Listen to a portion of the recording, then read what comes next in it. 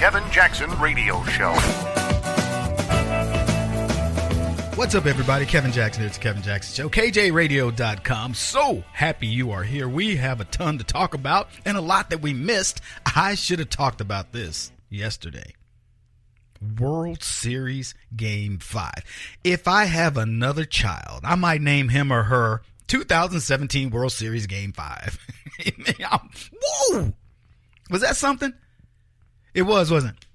You know, and you know, I'm not going to fall on the sword for this. You guys helped me write the show, and we didn't talk sports. I know we had a lot to talk about. You know what else? Here's the thing about Manafort. It had all the suspense of a Hillary Clinton striptease. I mean, come on. Mueller's going to make his announcement on Monday. Yeah. Really? What's he going to do? I jokingly started doing memes on Sunday because the liberals are like, Donald Trump's going to finally get his, and Donald Trump's going to be impeached, and Donald Trump's going to prison. And I'm going, what are these morons thinking? What could you possibly be thinking? There's no tie of Trump to Russia. Oh, he had Manafort as his campaign guy for a while. Yeah, but all the shenanigans Manafort did, he did with the Podesta boys when he was with Hillary. Trump was showing he didn't care who he worked with as long as they met the need for what he needed at the time. He wasn't looking at Democrat and Republican. Donald Trump's got Democrats on his cabinet. Competent people. I wouldn't put him on there, but he chose those guys. I don't dislike, who's it, like Commerce Secretary? Dude's a Democrat. I don't care. If the dude knows how to get commerce across the interstate commerce system and can make this economy work, God bless him. I just don't want the dude as president. But picking good people to do certain tasks that don't have an agenda. See, these Democrats aren't working against Trump necessarily. There are Democrats you can hire that'll be like, I'll get him. So Trump was showing, look, if you had ties to this or that, doesn't matter to me if I think you can do the job. He gave Manafort a shot. He didn't last very long. If you remember, he didn't last very long. They figured Manafort out. He was gone. All this is going to point back to the Clintons and the Democrats. And cool. If they want to believe it, everybody's got a dream. These are dreamers. We now have the dreamers on the left. My goodness. The dreamers. They're all like, you wait, Mueller Monday. They were calling it Mueller Monday. Really? So what was the expectation? Look, honestly, if Mueller had done his job, he wouldn't have gone. I don't care about Manafort. Manafort is like a low-level crack dealer. And you arrest him, and then you go, we made a dent in the war on drugs. Little Shaquan is off that corner. Seriously? Manafort. And for the record, they didn't even get Manafort. They got him on his financial dealings. Nothing about collusion. And as I said, it all point back to Hillary anyway. When they picked this fight, I told them that was going to happen. This had all the suspense of a Rosie O'Donnell runway show. Sissy fight is what it was. Hey, these two sissies are going to fight. No, I'm just going to head on to lunch. Oh, man. World Series. Game 5. We should have covered this. Seriously. For a bunch of reasons. Let me tell you why. I'm not mad at you fellas, because ultimately it's on me. And I got a lot of stuff here, and I'm looking at the rundown list. This is kind of down there. And by the time I got, 4 or 5 topics in, I was like, show done. Show done. Hey, NFL, were you watching on Sunday night? You know you were. The NFL was watching on Sunday night. That's why their ratings were so low. I don't know what the NFL ratings are. We need to get them. Can y'all Google that for me real quick? But I'm going to tell you this. You were not missed on Sunday, NFL. You were not missed. Holy cow. Roger Goodell's got to be going, what the heck? I heard Jerry Jones is saying, we need to relook at Goodell's contract. Yeah, $242 million or something since he's been commissioner. And all the NFL has done is go boop, boop, boop, boop, boop, boop, down. It's like a submarine. What's that Russian submarine that sunk? Couldn't get his propulsion system up. 157 or something. No, I think that one they saved it. They ended up saving that one. But Goodell, I don't see how Goodell can save his career. And Major League Baseball, one dude that kneeled, what's his name? Maxwell, something Maxwell.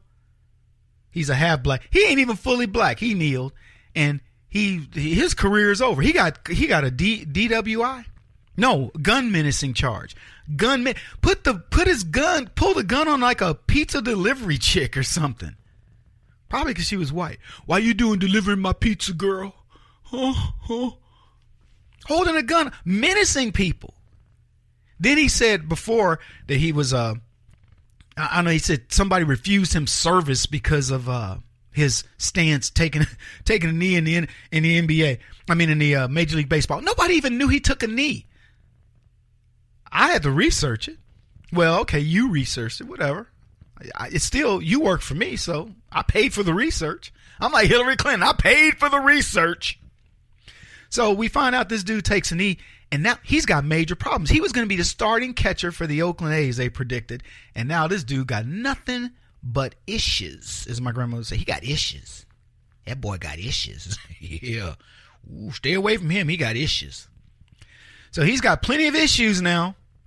Probably ruined his career because he wanted to take a knee. He wanted somebody to notice him. It's like the NFL. Notice me, man. Please notice me.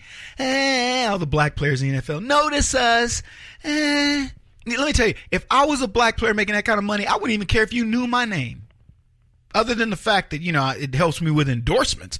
I wouldn't care. I'd be like, I'm off to Barbados. Yeah. If I was 25 years old in the NFL, I'd have me a hot girlfriend who just left, was happy to be along for the ride.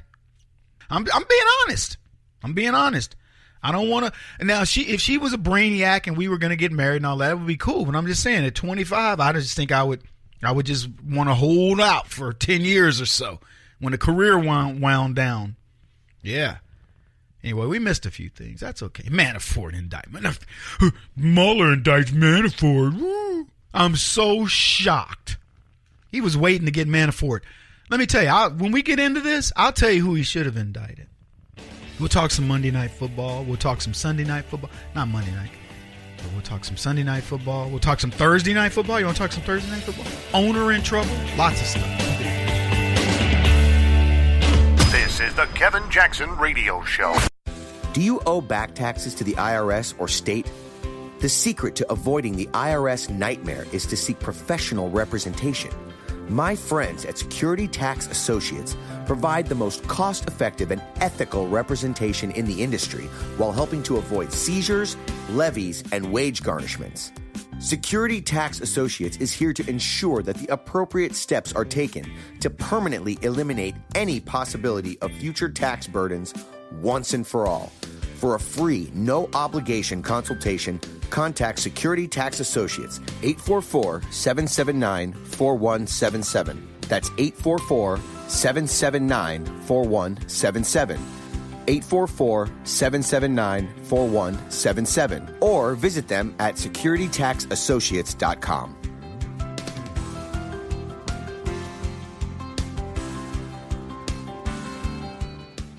Beth Cook Moranville, author of Closer Than Your Breath, a book of hope. Hope, that wonderful, wonderful four-letter word that you may feel completely out of. I wrote this book to give you great hope. It's not too late. If fetal position is an all too familiar place for you, I understand. If the next 60 seconds are too long, this book is for you. Wherever you are right now, whether you're dealing with divorce or death or sickness, take hope. You are going to make it through this pain. Don't roll your eyes. I've walked this road and I know it. The best is yet to come. Closer Than Your Breath, a book of hope from author and speaker Beth Cook Moranville. Can be found on Amazon.com or Kindle.com. For more information, visit closerthanyourBreath.com or on Facebook at Closer Than Your Breath.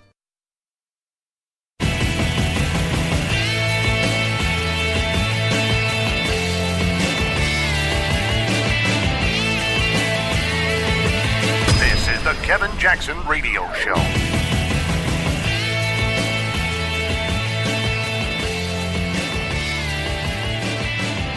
All right, everybody, welcome back. Kevin Jackson, it's Kevin Jackson Show. I want to talk about something. I know you guys are going to be like, come on, Kev. Look, I'm telling you, big issue. And a friend of mine wrote a piece. Well, he sent me a note. I don't know if he was technically writing this as a piece. We posted it because I thought it was very interesting. And here's why it's so interesting. Like I've been trying to do, my buddy ties all of this NFL stuff into this. I got to tell you, one of the better pieces to sort of explain what's really happening with this in the context of sports, what the bigger picture is. Cultural Marxism. And what I'm going to get into it because I want you to understand. When I'm done with this, I promise you, you're going to go, Kevin, I get it. You probably already got it because I've been saying it. But he does it. He made other points that I didn't make. And I think that it's important you get these other points. It's a deeper issue than what people think about. And he wrote this: why boycott the NFL? Because we won't support cultural Marxism. And he says it's been brewing for years. The conflict between our values and our love of professional football. For too long, many patriotic, conservative Christian men have taught their sons to idolize athletes who were paid millions of dollars to contribute nothing useful to humanity, while nations' police, soldiers, firefighters, teachers, and nurses teeter on the edge of poverty.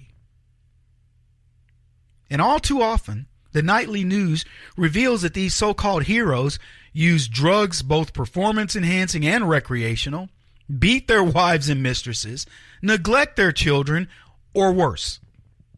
When it comes to choosing role models and rewarding work with fat salaries, we as Americans can do better. As men, we need to stop basing our manhood on vicarious and voyeuristic identification with entertainers. Now, I want to stop there for a second because that's where it juxtaposes into Hollyweird. I keep talking to you guys about the deeper issues underlying the NFL, the deeper issues underlying Hollyweird and this whole Weinstein issue. And now we're starting to hear about other people, right? It's starting to leak out. I've only seen one other bigger producer name, and I guess Spacey sort of fits the bill because he's now he's gone beyond acting and is doing more. But all of these things underlie leftism in society and the cancer that it is in any society. I think we all agree that with what he said so far. And that's for the record. The reason why I stopped paying attention to these high-paid clowns is for exactly that reason. I don't remember the time. It wasn't like it was some moment that Martin Luther King got shot or something. But it was a big deal where I went, I'm not watching this stupid games. In fact, when I was watching the World Series the other night, it was an entertaining game. I wanted Houston to win, and I found myself investing in the win. And I remember thinking, I don't care who wins this game. I remember like this thought just hit me, like, who cares? Is it a problem with what they're doing like the NFL? No, I support these guys fully, et cetera, et cetera. But at the end of the day, it isn't going to improve my life or the life of any individual person, no matter who wins or loses this game. All that happens is some guys are going to have a parade and the other guys are going to get some attaboys. Good try. Nice job. The other guys are going to get a ticker tape, go to the White House, do whatever, and that's that. This doesn't do anything to move the ball forward for humanity unless we look at it in its deeper context. What does it mean? Pride in self, a meritocracy. Look at what I was able to achieve that other people can't do, and so on and so forth. How many people can hit a 450-foot home run off of a 96-mile-an-hour fastball where a dude knows how to place it? I mean, I'm intrigued by all of that. I'm intrigued by the athleticism. I'm intrigued by a lot of the angles of it, the chess play that goes on in baseball and so on and so forth. And I could say what intrigues me about football and what intrigues me about track and what intrigues me about NBA, etc. It's the underlying things. The sport itself, I could not care less about. Who cares? Some guy can put a ball in a little hole. The physics of it are interesting to me. The spin rate, how they can finger roll, and what you're able to learn how to make that ball do, and the evolution of the sport. Things like that. I know, nerdy. But we've gotten so caught up, we make heroes out of guys that can do nothing except put a ball in a hoop or snag 17 rebounds a game. I don't give them that kind of clout anymore. He goes on to say this. One can argue that we shouldn't judge an entire profession by a few bad apples, but the latest shame of entire teams refusing to participate in the national anthem makes clear that the rot has spread throughout most of the apple barrel. He says, first, what of an athlete's free speech? Now, this is where it starts getting really deep. We all sacrifice some degree of free speech and self-expression when we sign a contract with an employer, promising to maintain certain conduct and self-restraint in return for a salary and benefits. A police officer can't show up to work wearing a pink tutu and tights in the name of self-expression. A construction worker holding a slow sign cannot paint a middle finger on it as part of his free speech. If a teacher objected to her responsibility of leading the students in the Pledge of Allegiance at the start of the day, she would be free to appeal to her employer or else seeking new employment. But refusing to fulfill the job description while still taking pay for the job violates both the contract and basic morality. And we all have an obligation to avoid bringing controversy and scandal on our employers by offending customers and advertisers, an obligation that is written into most contracts. Would you agree? I agree. I've been talking about this for longest, going, so what job can you go to and you decide, I'm going to take a knee? Now we got city council people around the country taking a knee. We have people singing the national anthem, taking a knee. You were hired to sing a song. End of story. Well, I took a knee because I figured it was going to be my only time to fight back. Fight back for what? That you had a job, that you have a beautiful voice and somebody recognized that? This is where we are. Tell me the job. Can you be in customer service and some white person come up and you go, I'm going to take a knee for white oppression? No, you service the customer. And what's so funny about it is black folks, if they were true in this, they would tell you quite frankly that they'd rather satisfy a white customer than a black customer. Black customers get crazy. Look at the airline videos and things like that, and you'll see black folks losing their minds over the dumbest of things. Look, I'm not trying to do a broad brush on this stuff. I'm just telling you, per capita, we do the silliest stuff for the worst reasons, and it's the reason why people tell you, I don't like going to black businesses. I don't like dealing with black folks, especially women. Yeah, I'm just going to keep it real. Y'all can get mad at me because you know what? The truth will set you free. When we come back, I want to talk more about this because it is an important topic that I can't stress enough.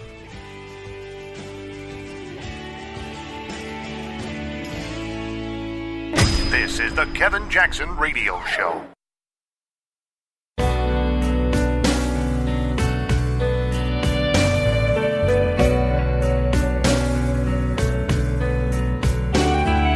This is the Kevin Jackson Radio Show.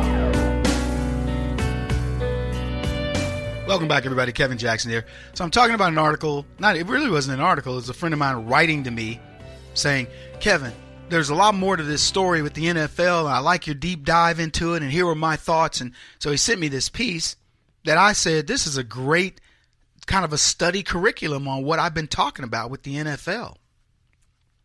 He gave the first point that you form a contract with a company, and that contract says, I'm not going to do anything to disrupt your business.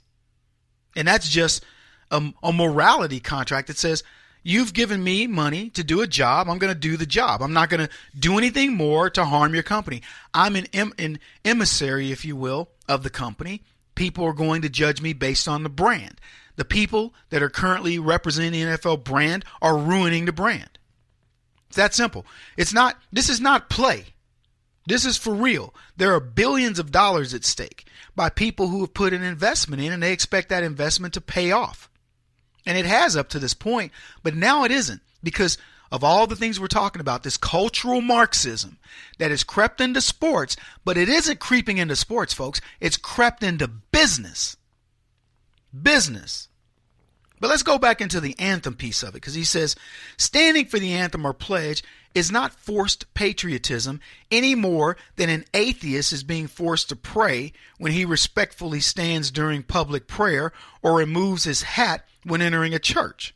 It's common decency and respect, not a sign of assent to a belief. And I thought, see, that's the difference. Everybody wants to act as if making these guys stand for the anthem. Making them? Since when can anybody be made to do anything? If you don't want to stand, you don't have to be in the league. But if you are going to be here, you will stand for the anthem, even if you don't believe in it. Why? Because you've made a contract to do it. You going to honor that contract or not? It's really that simple. But then he goes into the bigger picture. The motives of the protesters. He says they appear insincere. Because if they're truly protesting over civil rights, why weren't they not protesting this way a year ago? When the media bombarded us daily with stories of police officers shooting motorists, it all comes off as a post-election temper tantrum. Now, in defense of Colin Kaepernick, he did this last year, he himself. And suddenly, all the other players jumped on. And the idea was, we're going to start this new revolution. Yeah, the same as Antifa and the white college kids rioting at the schools that the taxpayers fund. How about that for irony? For irony. How about that for some irony? Oh, my goodness. He says, all I've done this for is challenge the character and the motives of the protesters rather than address the content of their protest.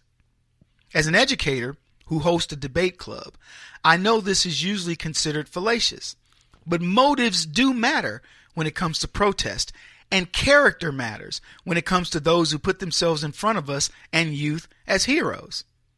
If these athletes didn't see themselves as role models, then why bother sharing their opinions with us in the first place? And so, I believe, he writes, it is reasonable to challenge their qualifications to give us political and moral advice, just as we would do if they attempted to give us medical or mechanical advice, which is clearly beyond their expertise.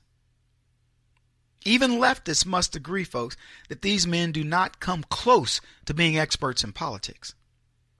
Being honest, most people wouldn't even ask them for advice about anything other than their sport. So whether or not these athlete protesters are right about institutional racism in modern day America is really irrelevant. Let them protest on their Twitter, their Facebook accounts. They get millions of views. Let them hold a press conference out of uniform at their mansions. Let them write a book. As celebrities, they certainly command the attention of millions of fans and the entire news media, so the football field isn't their only possible venue. And see, that's one of the critical points. And it comes back to, why are you doing this on somebody else's time and attention? They don't need the NFL. Well, I did it because we were playing a football game. Okay, great. So you got eyes on it. I get it. Could you not get eyes on it by saying, I want to have a press conference, I'm Colin Kaepernick, I'm mad about the state of things, I'm mad about this, that, or the other, and get, I don't know if you can get just as much attention, but you could get a heck of a lot of attention. Now, we can argue back and forth, all of us on, well, Kevin, he's going to get a lot more attention if you take a knee during the game. I mean, I probably don't have much of an argument against you on that. But what I will tell you is he'd get lots of attention if he did it anywhere. And we could argue degree, but he's going to get attention. He continues, some will quibble and wax intellectual over the meaning of patriotism, whether the pledge, the anthem, the flag constitute genuine patriotism. Some may even claim that at some point certain expressions of patriotism may conceivably run afoul of our faith. But such abstract intellectual and theological points miss the motives of cultural Marxism. Here's where I'm about to get deep. This was probably the best point of the piece. He says their overall assault on all forms of Western civilization and traditions. Their goal is to create a world without national sovereignty or Christianity, or a world in which Western Christian values have been swept away as the last obstacle to godless global socialism. Now, I've talked about what the left attacks. I've talked about the end game for them.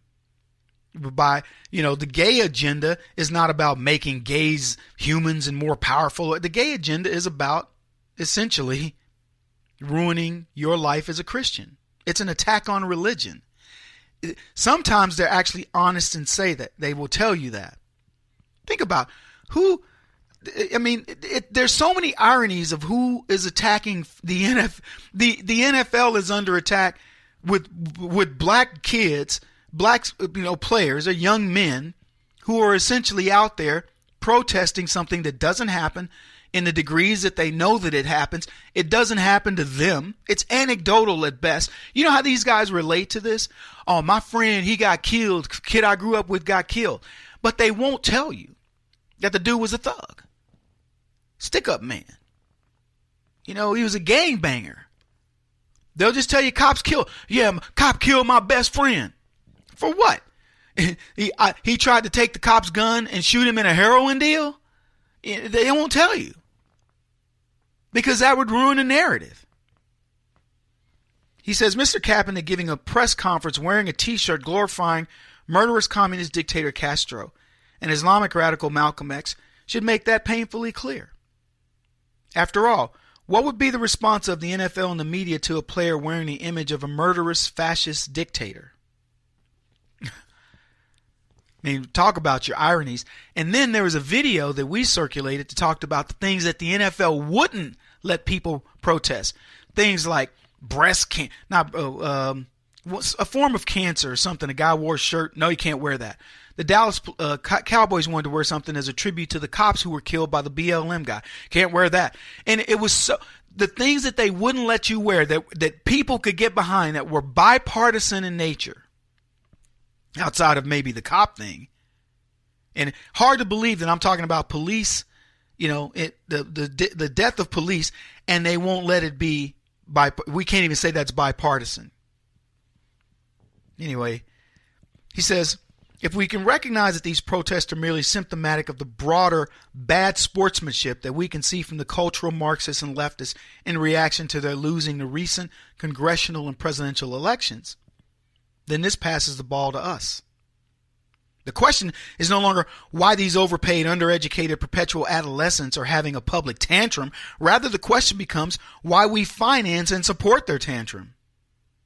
Our time, attention, and money. While it's hard to boycott something we truly need, I can think of a few things we need less than watching men in tights jump all over each other in pursuit of a ball. But assuming that one does feel some inner need for such fare, our high school and college football teams are eager to provide an alternative focus for our attention and money. We also, get off the couch and go play ball with our friends and children. After all, to truly love an activity is to do it rather than to merely watch it. Voyeurism is not true love. Will such a boycott yield results? Who knows? When we as Christian men choose not to patronize local strip clubs or crack dealer, do we presume that our choice will drive them out of business? Of course not. But sometimes we are compelled to fight a battle, even if it may be hopeless, simply on principle. It might not be possible to boycott every business or corporation that attacks our values, but this is a good place to start. It's find a hill of any on which to make our stand. Folks, this is what I'm talking about. The bigger picture here is what this is attacking. It isn't, it's not as benign as it seems. It's attacking the very foundation of what we believe. That's why I've covered it so much. Kevin Jackson on the Black Sphere Radio Network. Do you owe back taxes to the IRS or state? The secret to avoiding the IRS nightmare is to seek professional representation.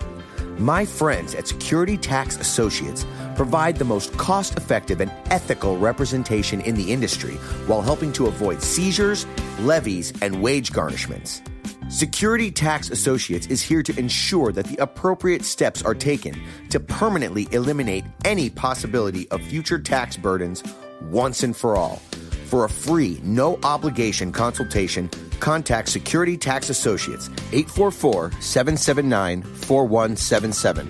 That's 844-779-4177.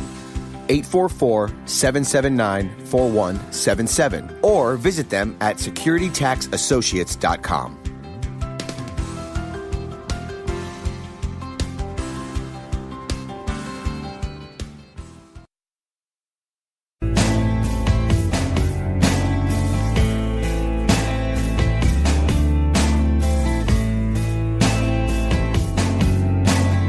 Putting an end to identity politics. This is the Kevin Jackson Radio Show. What's up, everybody? Kevin Jackson here. It's the Kevin Jackson Show, KJRadio.com. What do we talk about here? We talk about politics. We talk about pop culture. We talk about wackademia. We talk about Hollyweird. We talk about all the crazy things that are going on. And here's what you learn at the Kevin Jackson University, the Blacksburg University, Kevin Jackson Chancellor. You learn that leftists are crazy. Nuttier than squirrel turds. And the reason is they've lived in an echo chamber of ignorance for so long. And it's up to us to get them fixed. Yeah, I mean neutered and spayed. We do not want them to breed. And there's a reason for this, because they're crazy. So I'll give you the latest example. The latest example has to do with math. Not meth, math. You'll think it has to do with meth when I'm done. But add math to the list of white privilege nonsense. Now, I apparently got a minor in white privilege when I was in college, and I had no idea. You see, as you guys know, I've got degrees in electrical engineering and computer science. And I charted a course for success as an electrical design engineer years ago. But little did I know that my degree in math is what would lead me to the success that I currently experience. It was my roadmap. You see, when you get an electrical engineering degree in college, all you need is one more class to get a minor in math. So I remember when I was talking with one of my counselors, I was like, what should I do? He's like, well, Kevin, you might as well go and get the math minor. It's only going to take one more class and it counts towards your degree, blah, blah, blah, blah, blah. So I go, okay, great. So what should I take? He says, well, you can take partial differential equations, PDE. Now, I'd already taken differential equations, so I figured partial couldn't be much different, right? I mean, I already had the whole. Why couldn't I just take the part? For you math guys, that's a funny joke. The class was taught by a NASA mathematician. Her name was Dr. Lamb, and she was quite the hottie. Probably 6-7 years older than us, but she was brilliant. And let's just say the subject and my professor had my full attention, but I digress. I learned that while taking calculus 1, 2, and 3, linear algebra, differential equations, and partial differential equations, I was actually performing cultural appropriation of white privilege. I didn't know this. Who came up with calculus? The Greeks. It had to be the Greeks, because it ends up with an S, like Pythagoras and Badusifus and whatever, right? Medusius. Luciferus. Loricius. You sure they were Greek? They sure sound black to me. Get over here, Pythagoras. Get over here with your little crazy butt, Pythagorean. Those sound black to me. Oh, my goodness. Cultural appropriation of math, white privilege. It doesn't get any crazier. So this is the Fox News report. Math education professor at the University of Illinois says the ability to solve geometry and algebra problems and teaching such subjects perpetuates so-called white privilege. And her name is Rochelle Gutierrez. Last time I checked, she shouldn't have been getting a degree in math. I don't know many Mexican math, savants or history people in history. I'm not saying I know them all, but I don't know them. Anyway, Rochelle Gutierrez laid out her views on this subject in an article for a newly published anthology for math educators titled Building Support for Scholarly Practices in Mathematical Methods. Has she not seen, was that movie with Jaime Escalante? It was played by James Olmos or something like that. What's his name? James Olmos? The Mexican dude with the jacked up face? It was the equivalent of Lean on Me, but it was like it was a Mexican dude teaching all these Mexican kids in the barrio how to do calculus, and he had Jaime Escalante was his name, and he had a methodology for teaching calculus that worked, and these Mexican kids learned calculus. It was amazing. It's a great story. I forget the name of it, but I watched it, and so was he culturally appropriating white folks or Greeks? I ran into a Greek guy at a party, and he chuckled and said, he didn't realize that, that it was that big of a deal culturally. And I told him, just don't try any math on me, man. Let's just keep it, keep this conversation cordial. You can't get any crazier than this. School mathematics curricula emphasizing terms like Pythagorean theorem and pi perpetuate. Maybe English is racist too. Oh, it is actually. I've heard that. Perpetuate a perception that mathematics was largely developed by Greeks and other Europeans, she says, according to Campus Reform. Well, I do know that algebra was developed by the Arabs. What can I say? Thank you, Southern Methodist University, for sneaking in my understanding of the Pythagorean theorem at no charge.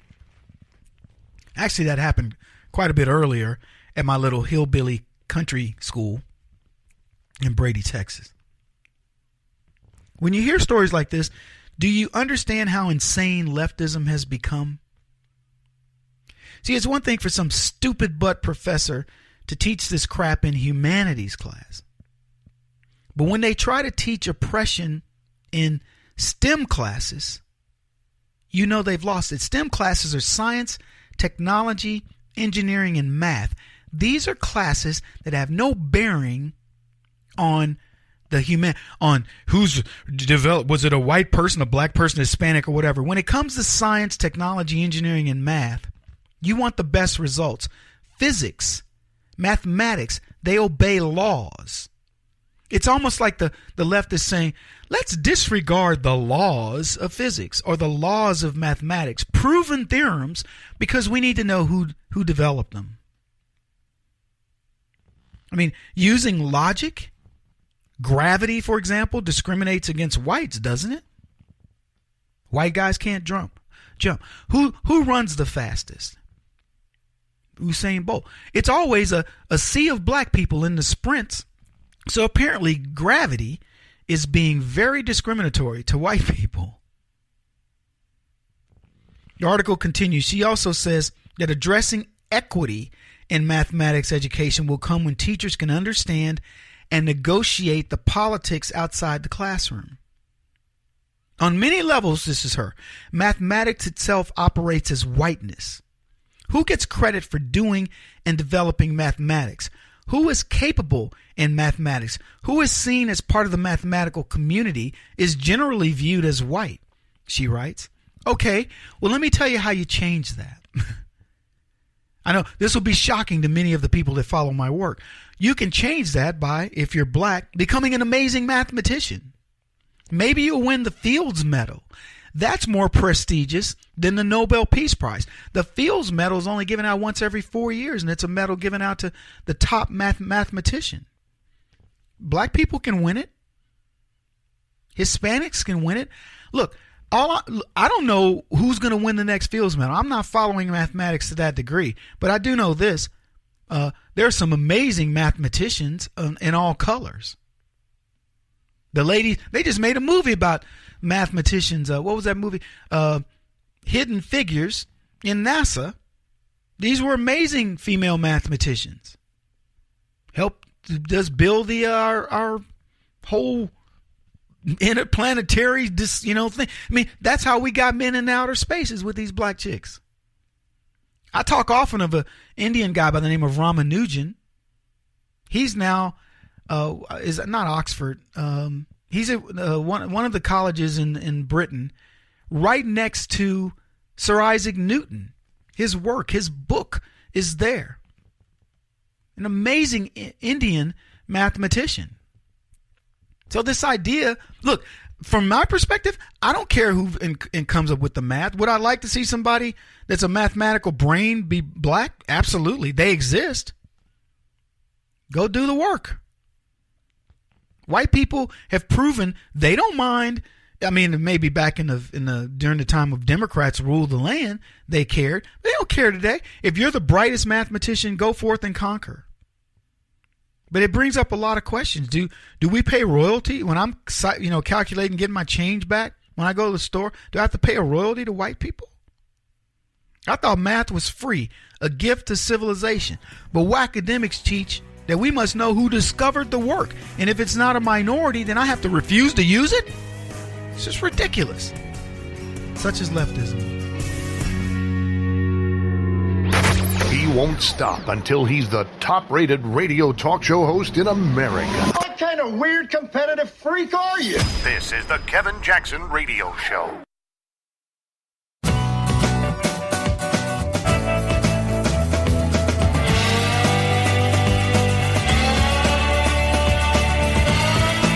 This is the Kevin Jackson Radio Show. What's up, everybody? Kevin Jackson here. It's the Kevin Jackson Show, where we indict leftism every single day. You should tune in tomorrow, where we will be indicting more leftists. Dun, dun, dun, dun. You care to guess who? Oh, my goodness. Mueller, whatever his name is, special prosecutor, appointed back in the day, built a whole team around all the Hillary Clinton lovers and donors to Hillary Clinton. People that support Hillary Clinton, and everybody was concerned. Kevin, what's going to happen is Donald Trump, he's got Mueller stacking the deck. If you're an innocent man, you ain't worried about that. Especially if you're an innocent man and you're the president. You can get to the bottom of a lot of stuff when you're president. If you're just a regular run-of-the-mill billionaire businessman, maybe not. But as president, you can get to the truth. Yeah, the truth is even more bigger than the truth. For those of you who don't know what the truth is, TROOF. Look it up. So Donald Trump was never worried. Why worry? Let them stack the deck and then let them go and do what they do. Donald Trump said, look, go find whoever you want to look for. Remember when people close to the Donald Trump campaign? Donald Trump says, if there are, go get them. So what did Mueller do? Mueller goes and he gets Manafort. And everybody's, oh, look at him. He's part of the Trump campaign. Oh, wait a minute. Hold on a second. He's not part of the Trump campaign. He's part of Clinton's team. Oh, my goodness. The shock of the media to find out that Manafort worked hand in hand with the Podesta brothers to help broker the illegal deal, the crooked deal that Hillary Clinton and Bill and the State Department negotiated that got Bill a $500,000 speech. By the way, why doesn't Bill Clinton speak in Russia anywhere else? Why did he speak one time in Russia during a critical period where they were trying to get this Uranium One deal brokered? Yeah, and they were building that fake dossier with Fusion GPS. All of this was an elaborate cabal put together by the left. And when it came to be, I'm going to brag again. I told you guys, it doesn't matter what they do. Donald Trump's slicker than they ever think. Everybody's writing to me, Kevin, I can't believe Trump's going to let them put that guy in charge. He's going to picking all these people that love Hillary Clinton. He's saying they will have no excuse when it's all said and done. They will have nothing. Imagine you've got all the people that you want to go against Donald Trump, and you can't find one, what was the word, scintilla? Smidgen. One smidgen of evidence against him, and suddenly it starts pointing back at you. And Trump is slick. Because I don't know if he did it by design, but Manafort was on his campaign for a minute, then he was off. They came after Manafort. Oh, look at him. He's a terrible person. Look at he's working with the Russians and the Ukrainians. And then suddenly they figure out, wait a minute, he's closer to Clinton. And oops, the timeline for all of this was during when? When the Clintons were building the foundation, Hillary Clinton was Secretary of State, and they brokered this deal, and Manafort did it. So he's the tip of the iceberg. But all these leftists are like, we're going to get that Donald Trump. No, you're not. You're going to get Hillary Clinton. Let me tell you guys something right now. I know a lot of people are going, Kevin, you've been talking about this thing. Let me tell you, I'm going to make you a big prediction on my show. Hillary Clinton will be indicted over this, and many others. You've been telling me, oh, Kevin, Hillary Clinton, she's like Teflon. The Clintons are Teflon. They've been getting away with stuff. Hey, you know what? They said the same thing about Harvey Weinstein. Harvey Weinstein was for 30 years doing what he did to women, and nothing happened. It was like Harvey was untouchable. As what's-her-face said, he's God. What's her name? Streep? Meryl Streep? Harvey's God. Yeah? Well, their God got brought down. And you know why he got brought down? Mysteriously, it's during the era of Trump. You know who else is getting brought down? Black leftists, thuglites. You know who else is getting brought down? Those who would dare talk against the military. Those who would talk against capitalism. Those who would go against the conservative values that this nation was built on. They're all getting their butts kicked, and you want me to get you're going, Kevin, how are you so confident Hillary Clinton's going to get her butt kicked? Because everybody else is. What makes her any different? She's got no protection. Hillary Clinton, there are signs all around you. I'm going to talk about some of them here in a minute. Signs all around you that prove to you that Hillary Clinton's going down. Don't fool yourself for 1 second. She's going down, and a host of other people are going with her. And Donald Trump is saying, go for it, Manafort. Mueller. And what's funny is they're like, he better not fire him. They want him fired. They want him fired. Donald Trump's like, why would I fire him? I know where this investigation goes. Maybe, just maybe, he pointed him in that direction. See, the left likes to think that they're the smartest people in the room. They believe that they've been orchestrating everything, putting things in plain sight. Maybe Donald Trump's a little shrewder than they think. I'll be honest with you. I don't know. But I have to admit, I'm intrigued by Trump. I'm not a billionaire. I'm nowhere close. I don't know if I'm even a thousandaire. But I do know strategy, and I've worked with these guys like Trump. And they don't get to where they get without thinking very different than the average person. I think Trump's outthinking these guys. He's 2 chess moves ahead of them every single time. And don't be surprised if you find out that Trump brought Manafort on and it was pointed, he knew it would point back at the Clintons. I don't know. I can't say. Or it could just be a big stroke of luck. And as the old saying goes, it's always better to be lucky than good. But I'm watching this and I'm thinking to myself, what an amazing time we live in. And you know what else? We continue in this cadaver dog mode, this loser mode, by saying, I don't think anything's going to happen. I do. Clinton goes to prison. She's getting indicted. Her husband and many others, whether they show leniency or whatever, I don't know. But I'll tell you what else is going to happen. The Democrat Party, the DNC, Barack Obama, and a host of other people are going to be exposed for the frauds that they are. And this includes Harvey Weinstein in Hollywood. And it's going to happen because we will it to happen. It is what deserves to happen. We've watched them run over us long enough. This is the Kevin Jackson Radio Show. Do you owe back taxes to the IRS or state? The secret to avoiding the IRS nightmare is to seek professional representation. My friends at Security Tax Associates provide the most cost-effective and ethical representation in the industry while helping to avoid seizures, levies, and wage garnishments. Security Tax Associates is here to ensure that the appropriate steps are taken to permanently eliminate any possibility of future tax burdens once and for all. For a free, no-obligation consultation, contact Security Tax Associates, 844-779-4177. That's 844-779-4177. 844-779-4177. Or visit them at securitytaxassociates.com.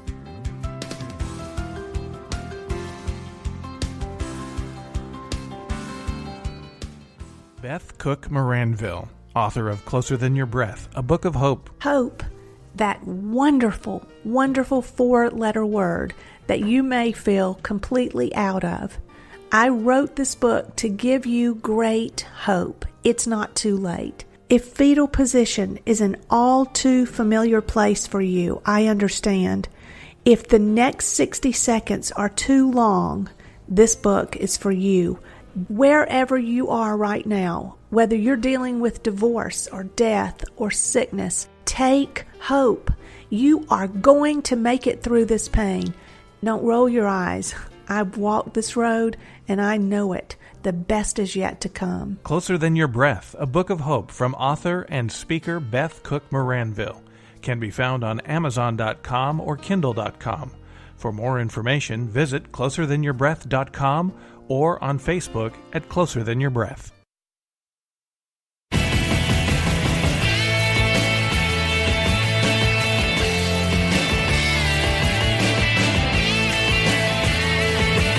This is the Kevin Jackson Radio Show.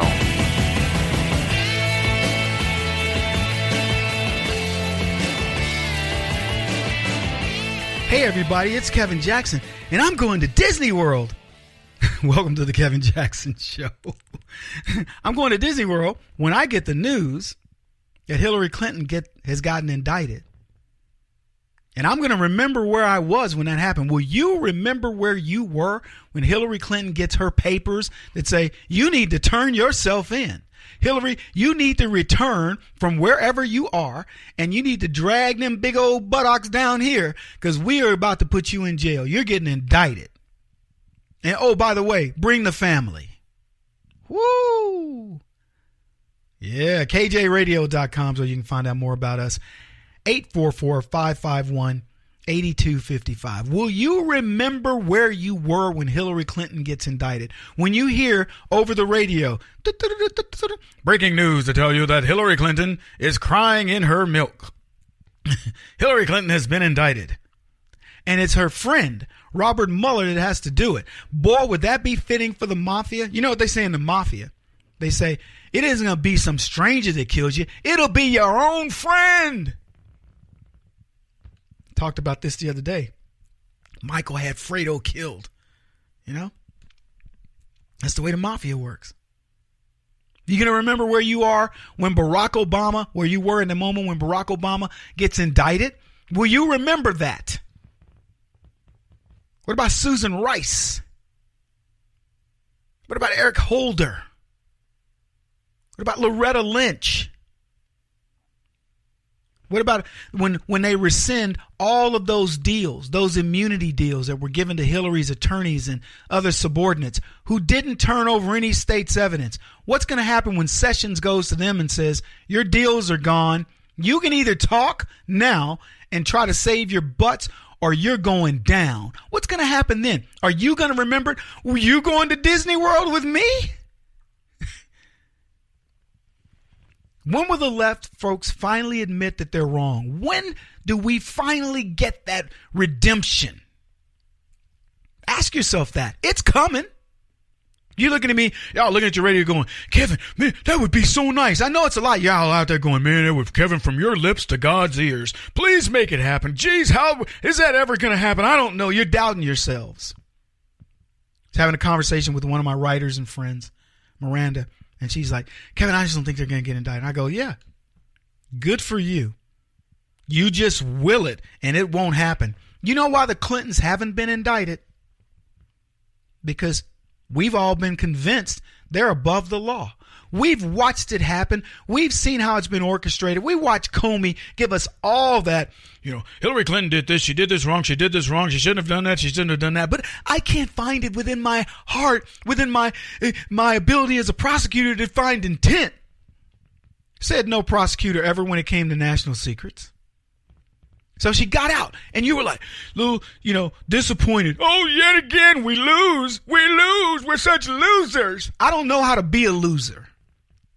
If you were my kids, I'd be looking at you going, you need to give up your last name, because we don't know how to be losers in the Jackson family.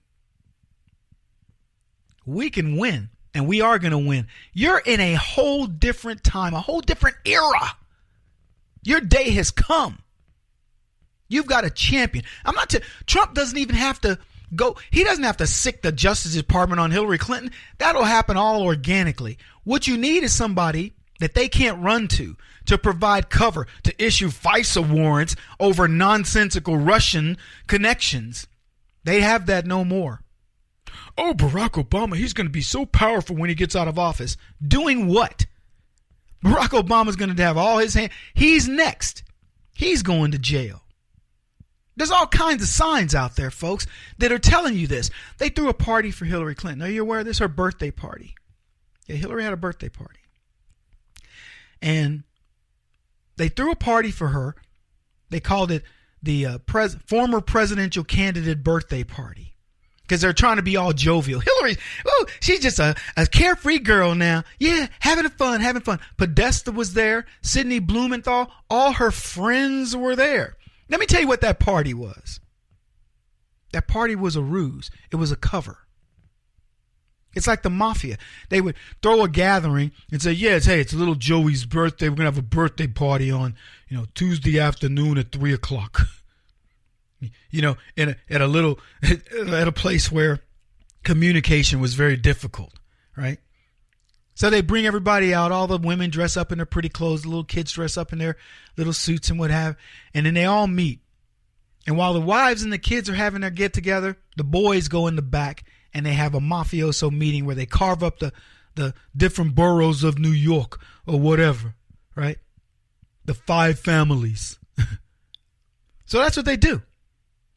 They cover it up. So they have a party for Hillary Clinton that's got all her closest friends, who all, by the way, are going to go to prison together. And let me tell you what happened at this party. They sidebarred, they met, and they compared notes and said, we're in trouble. We need a party to make it look like we're festive, when in fact they're scared to death. The Democrats want you to believe they threw a party. They did not. They threw a gathering so they could get their story straight and try to figure out how they're going to get out of this. And let me tell you right now, for those of you thinking negatively, they aren't getting out of it. It's not going to happen. And it's going to be their own person, Mueller, that brings them down. Mueller can do his first parlor trick by giving us Manafort. I mean, I've compared that to, giving up a low-level drug dealer. He's giving up a crackhead on the street, a dude that sells enough crack so he can, do his habit. And then they go, we've made a dent in the war on drugs. They haven't made a dent in anything. Manafort is nothing. He's a nobody in all of this. The real connection is with the Podestas and Bill and Hillary Clinton and Obama finding out where that $145 million in the Clinton Foundation went. And what's the connection to Barack Obama? Because he got more than just the satisfaction of selling America down the river. He's a money guy too. Don't believe him. So I laugh at the idea that, we're talking about Manafort and all this. We should be talking about the Clintons and how they're going to go to prison. And let me give you another little story that I was talking about that helps put all this together. Hollywood. See, Hollywood would be providing cover for Hillary right now. They'd all be out talking about her. She's amazing, blah, blah, blah. But they got a scandal of their own they're dealing with called Harvey Weinstein. So they can provide no cover for Hillary Clinton. And it's far worse. Because not only do they not have credibility any longer when it comes to telling us how to think, what they can do is they can pile on. Did you hear Morgan Freeman's latest declaration? In order for America to survive, in order for people to believe in this government, Morgan Freeman said Hillary Clinton needs to go to jail. Now I want you to think about, is that not enough of a sign for you? An accomplished black actor who's not known for being, he said a couple of controversial things, but most of the time he sides with leftism. And what's he say? Hillary Clinton needs to go to prison. How many more shoes are about to fall on her head, huh?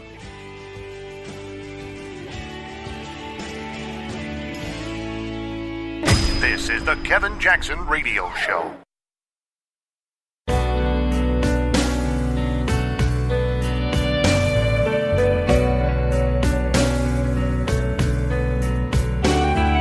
This is the Kevin Jackson Radio Show.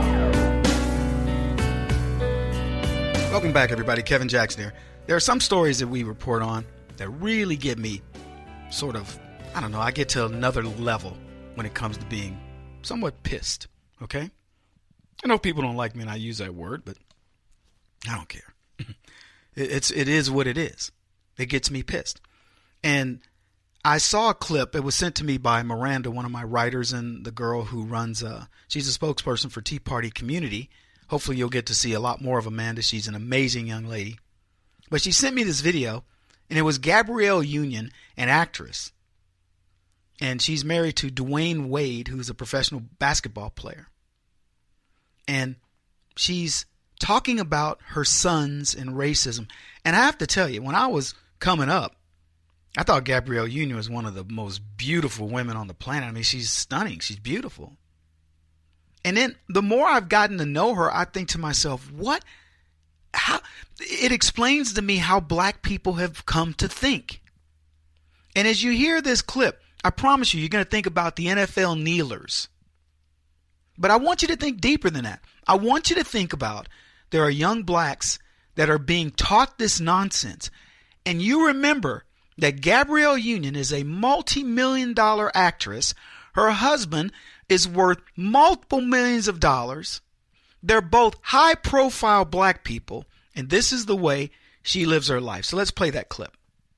We live in Florida. It's an open carry state. That's stand your ground. It's a stand your ground state.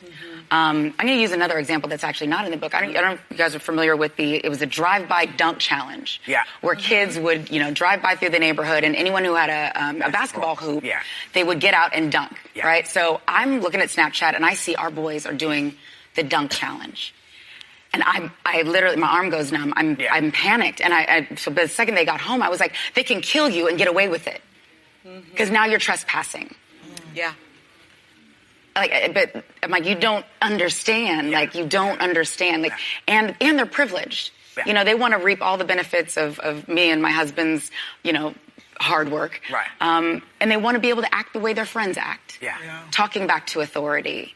A cop pulls you over. What did I do? I'm like, you'll die. Not for you. Mm-hmm. Yeah. You'll die. It's different. Yeah. It is different. And we call them, the black bombs, the black truth bombs that you have to drop on your kids so they understand. Yeah. In Chicago where we lived last year, if they couldn't easily be identified as our children, they were just dangerous black boys. Yeah. And their very presence to a lot of our neighbors felt threatening. Yeah. And that's all you have to say to get away with killing black people. It's hard when they're very young. And it's a very difficult discussion to have with a younger child because I don't think that it's a hard issue to discuss with the younger kid because they feel targeted and they feel less than. Well, what do you say? Your very blackness by birth has been demonized and weaponized and is considered inherently threatening and less than. Don't exist. What do you say? How do you raise your kids? Welcome back, everybody. Kevin Jackson here. It's the Kevin Jackson Show. KJRadio.com. If you want to call the show, 844-551-8255. Now, I put this in the same category as the professor who called math racist, who essentially said to young blacks, why are you learning this colonialization of math? And if that's not bad enough, another professor said science is racist And she's coming up with this thing she's calling feminist science. Now, these are things that are self-evident. I mean, gravity is gravity, right? The speed of light is the speed of light. These are things that are absolutely true. You can use them in formulas and they will get your spaceship to the moon and back. But the left wants you not to believe them. They want you to believe that this science, this thing upon which the world has been built, is against black people, as if black people don't use it. Do they think Africa doesn't follow the rules of physics? This is how crazy the world's become. Now I want to go back to what Gabrielle Union said. See, because The View, they put this nonsense out there. And did you hear the audience? Yeah, you're so right. Oh my gosh. And you white folks out there that buy into this nonsense, I want to just grab you all by the throat and shake you. If you're listening to that and you're buying that nonsense, shame on you. At the end, they say, how do you raise your kids? And the context is, how do you raise black kids in this cruel world? I have a suggestion. How about you raise them like human beings? How about you teach them right from wrong? Remember the story of the black kid who broke into a black lady's house in his neighborhood? Apparently he knew she had something. She put in a security system, comes home, confronts the young black college kid, ends up shooting him and killing him because she's got a carry weapon. Black woman shoots black kid. Not Gabrielle Union's version where my kid could be killed by somebody white. Oh my gosh. What Gabrielle Union doesn't tell you, and I'll get to this more in a second, is if you were going to go do the dunk contest, where do you think you're most likely to be killed? In the suburbs, pulling up to somebody's house, jumping out with your basketball and doing a dunk shot, or in the hood, going up to somebody's house and doing it? You know the answer. Anyway, this kid gets shot and killed. His cousin and his sister say he wasn't doing anything wrong. All he was doing was trying to rob this woman so he could get money to pay for his clothes and his books. That's the logic. And for the record, I use that example. I could give you 50 examples of people saying things equally stupid. How do you raise your kids? You should raise your kids like everybody else raises their kids. I don't raise my kids black. I raise my kids right. That's the truth. People, I got asked this during Ferguson. Would your sons have gotten away? Yeah, my sons would have survived Ferguson. Officer Wilson wouldn't have killed my kids. They wouldn't have been disrespectful. They would have done what he asked so he could get home to safe to his family. They get it. Did you notice Gabrielle Union says, well, my kids want to be disruptive to cops. Why are you pulling me over? Why would you raise your kids to be that way? Why wouldn't you raise your kids to cooperate with authority? Because what she's telling you is she's jaundiced. Authority means bad things to her. Ask if you believe for 1 second that authority has ever done anything to her or Dwayne Wade or any of her kids, and the answer would be no. She couldn't even find you somebody in her immediate family that anybody's done anything bad to, other than pull them over for a traffic violation and give them a ticket. And do you know what Gabrielle Union will do? Give you lip. Oh, I know. Pulling me over because I'm black. Yeah. Why? What? Because I got a nice car? Why? Stuff like that. Can you just, what? Black people don't create traffic violations? We shouldn't be pulled over? I know my family does. I know every member of my family. I know how they drive. I know what they do. And they've all gotten tickets and deserved them, including me. How do you raise your kids? Leftists create the very society that Gabrielle Union describes, but they accept none of the responsibility. The dunk activity. First of all, who does this? Who does the dunk activity and then go, oh, mama, we're going to go out and do the dunk contest thing. I would tell my kids, look, I don't care about this dunk contest. You want to do the dunk contest on our basket or in the neighborhood where people know you? Do it. You don't do this dunk contest in other people's property.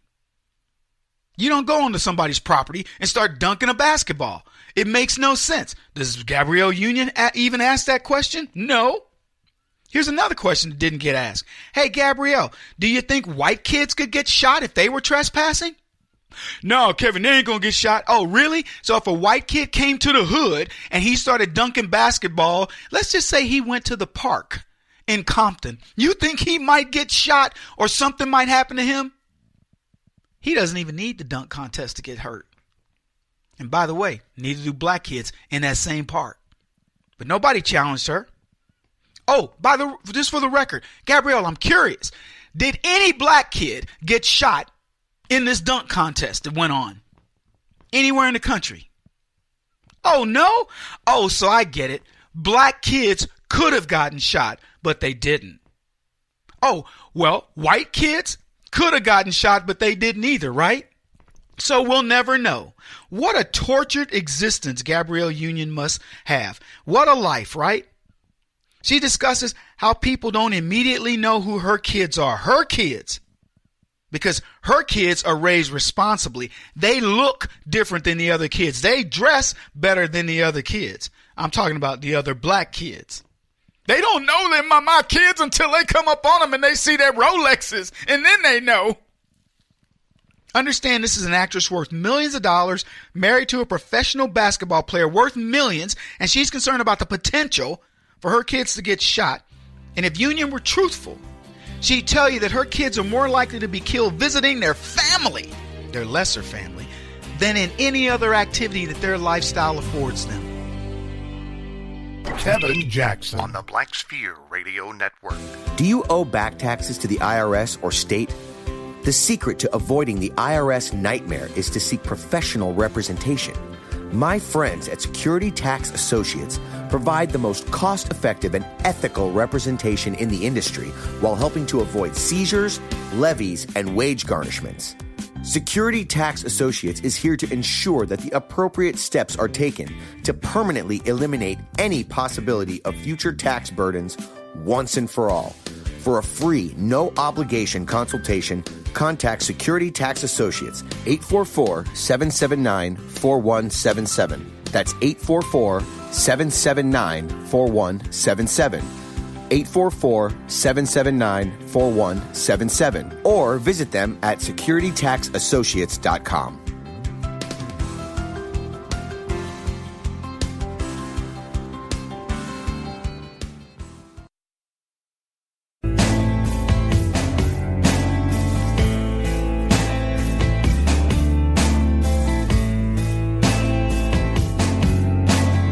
Putting an end to identity politics. This is the Kevin Jackson Radio Show. Mr. Mayor, Jonah Reckness has your cell phone number. Did he call you on your cell phone? Mayor, New Yorkers deserve a right to know, Mayor. Did you sell access to City Hall, Mr. Mayor? What's your price, Mr. Mayor? Did you sell access to City Hall? No not taking questions right now. No questions. Thank you, Will. When will you talk, Mayor, about this? When will you talk? Thank you. Talk about Jonah Reckness. Mayor, it takes 1 minute, Mayor. Testimony. 1 minute, Mayor. He testified he called you every week, Mr. Mayor. Did you talk to him every week? Mr. Mayor, do you think Ross Offender's relationship with Reckness is appropriate? Mr. Mayor, you said you barely knew him. Was that a lie? Thanks, guys.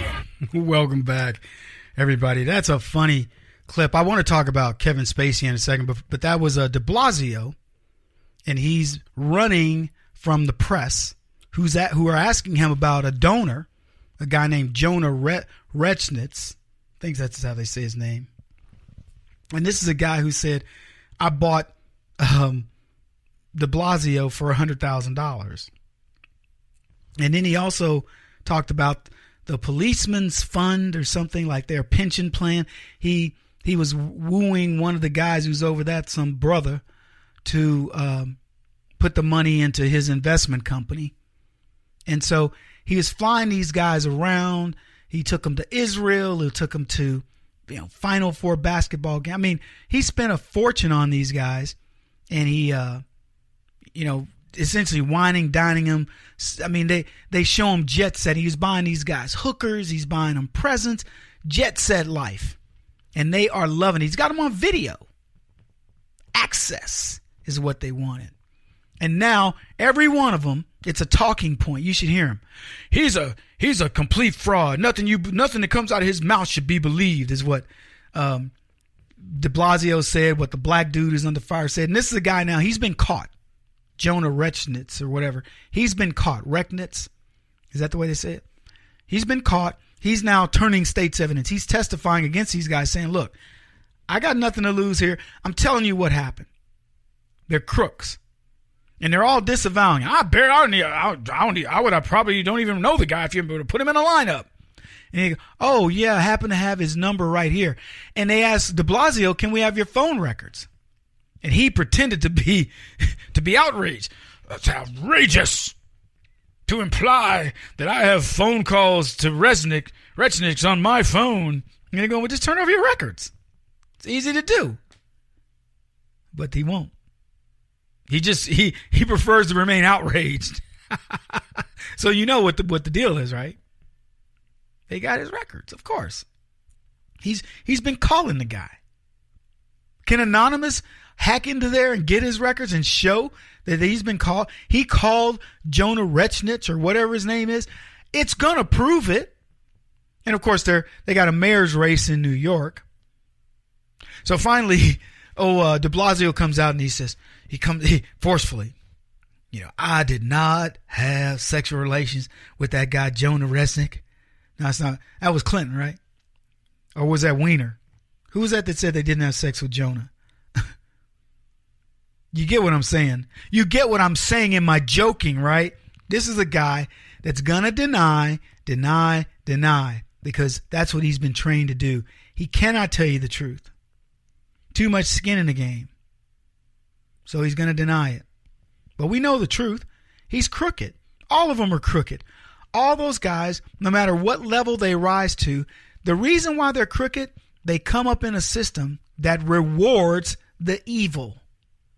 If you're a guy and you're over the police pension and you want to do it by the book and do it right and take care of the policemen and make sure that they are cared for properly and their money's invested well, man, they are going to drag you through the street like Bird, like those white supremacists did in Houston when they dragged that black dude down the road. That's what they will do to you. You can't play it by the book in politics unless you're a billionaire and you don't care. There you go. Anyway, interesting story, but I wanted to talk about Kevin Spacey. Kevin Spacey was accused of being a pedophile, hitting on a 14-year-old boy back in the day. And you'll know the actor. I didn't know him. I had to look at his face, and I recognized him. And the actor's 46, Spacey's 58, I believe. And he said, yeah, when I was 14 years old, this guy's like, making passes at me. And Spacey says, hey, I was doing a lot of drugs. I was drinking a lot. Maybe that was it. And oh, by the way, I'm gay. Now, that's like the Harvey Weinstein secret that's not so secret of Hollywood. You may not know that, America, but everybody in Hollywood knows Kevin Spacey is gay. I remember when I found it out 2 decades ago and went, what? He gay? I can't believe it. Anyway, that was it. So every movie I've seen him in, I see him in House of Cards kissing on men, and they allude to his bisexuality in the show. If you haven't seen it, spoiler alert, he plays a bisexual in there. And I just, when I saw it, I went, well, he's indulging the other side of his alter ego or whatever, because he's gay. Dude's been gay. Been gay. He's not been gay. You don't rub him on your arm unless you're gay.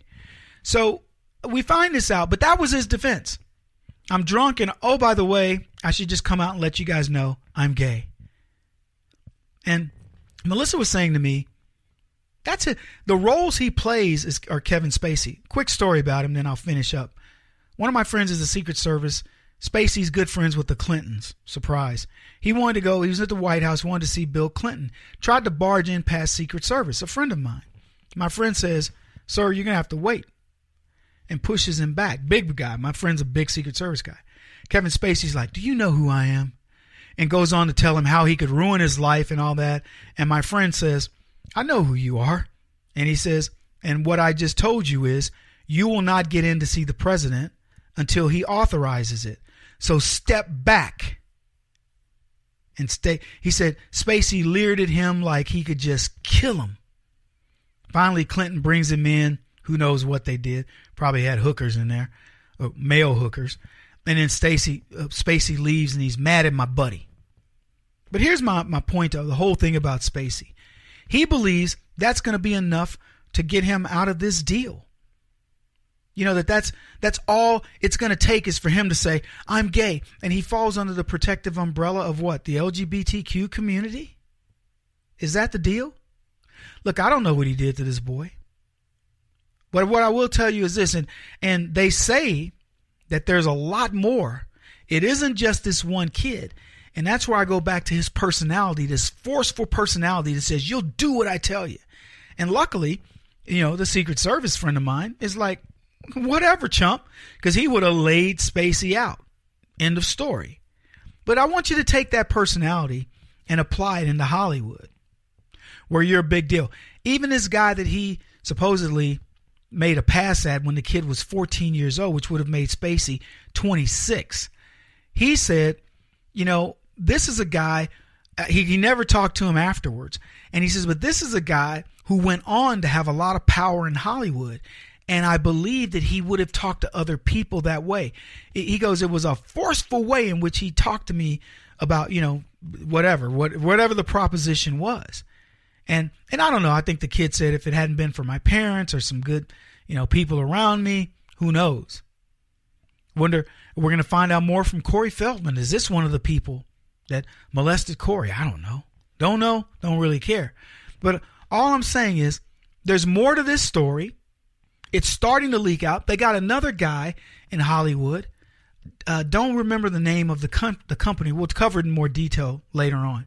But they finally outed him. Now, Spacey, to me, I've always thought of him as just an actor.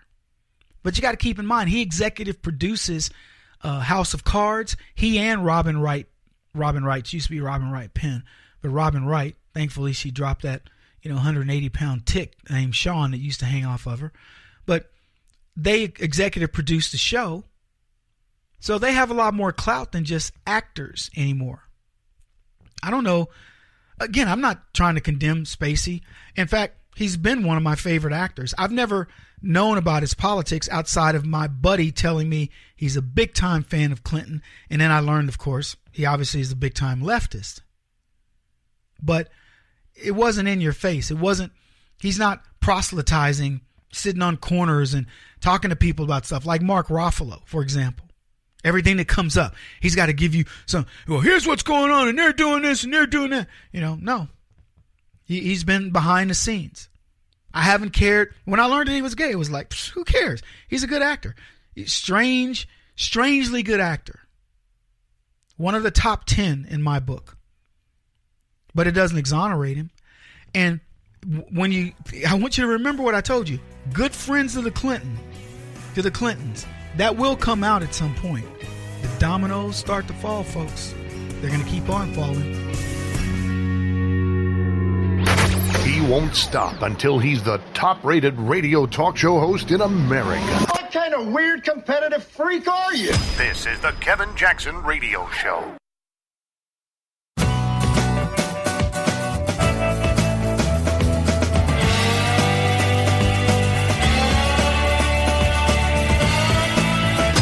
The Kevin Jackson Radio Show.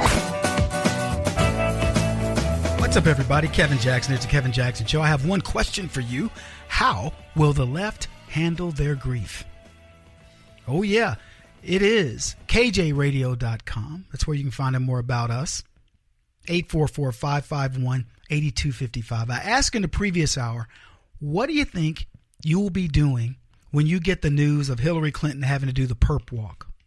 Barack Obama, Susan Rice, Eric Holder, Bill Clinton, Chelsea Clinton, Loretta Lynch. You going to remember it? It's going to be too many things to remember. You're going to, well, let's see. When it first happened, I was at, I was at a Halloween party and Hillary Clinton, I got the news that she was headed to San Quentin. You hear me say Quentin? Had to improvise. But anyway, yeah, so you got the news of Hillary Clinton indictment by her buddy, Robert Mueller, right? And then right after that, I think it was Bill. It was Bill. Yeah, then Chelsea.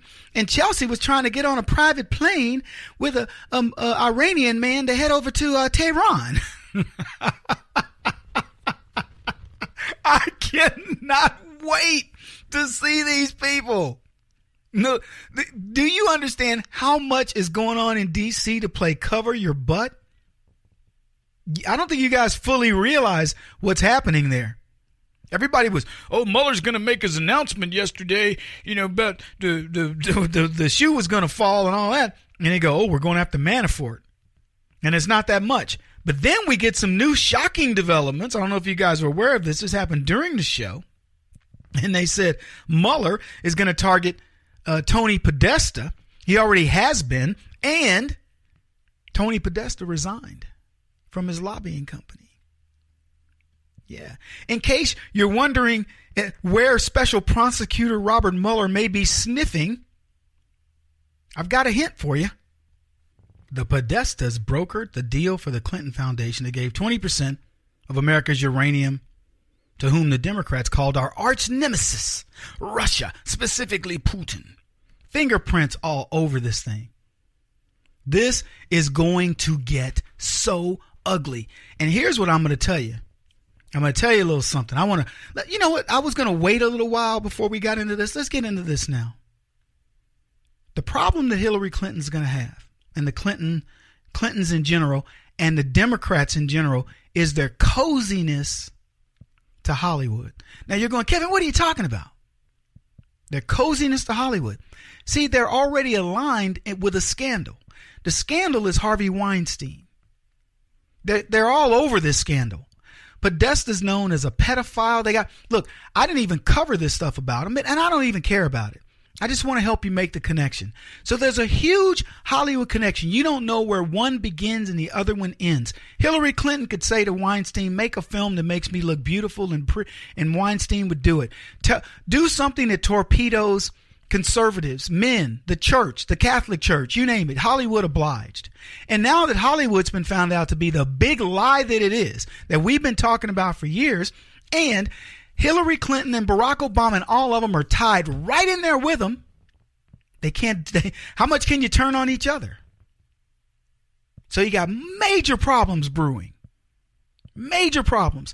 Hollywood can't provide 1 ounce of cover for the Clintons. Not a bit. Have you heard George Clooney come out and say, Hillary Clinton's a stand-up lady and I don't understand why they're attacking her? Matt Damon, he broke up with Barack Obama. He says Barack Obama broke up with him a while back. He said nothing.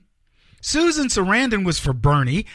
Who was for her? What about what's that girl that was in Iron Things? I can see her face. Anyway, name me one. Mark Ruffalo.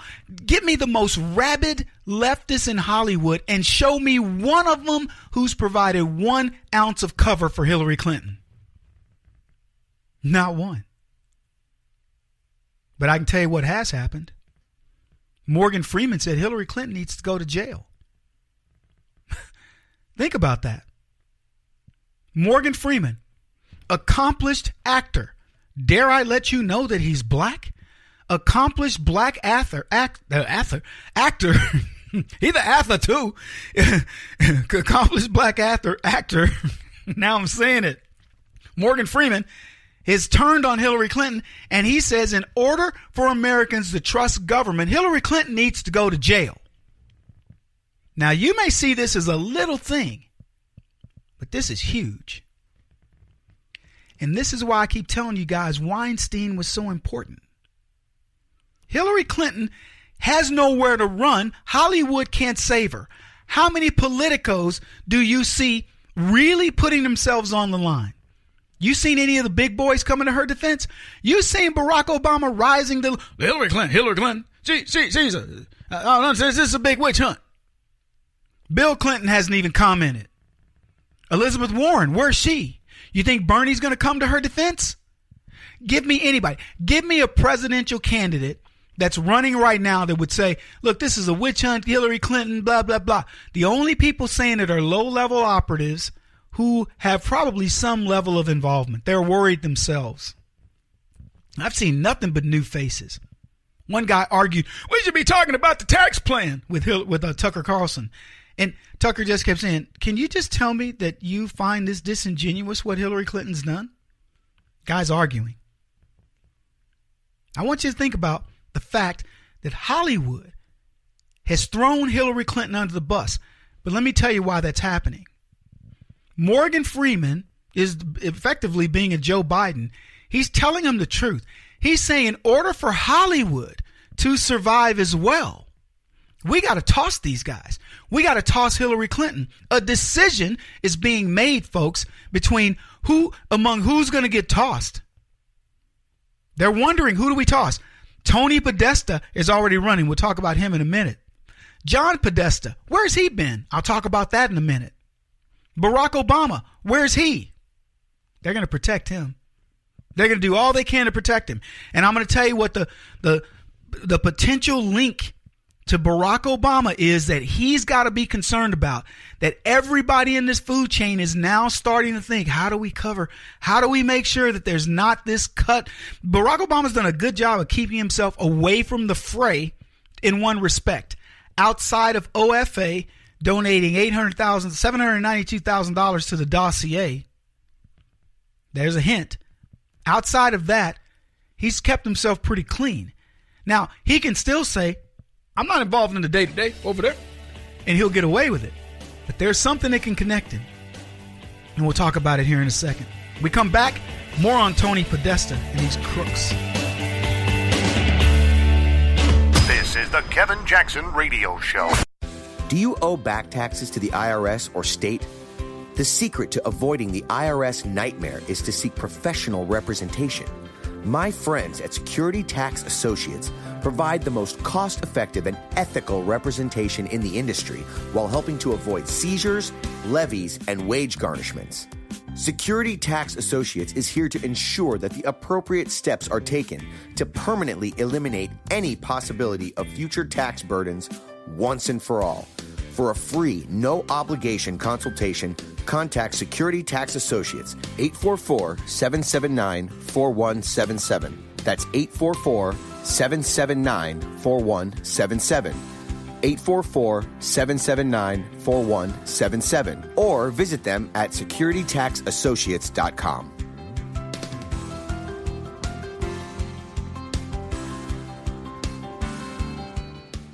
Beth Cook Moranville, author of Closer Than Your Breath, a book of hope. Hope, that wonderful, wonderful 4-letter word that you may feel completely out of.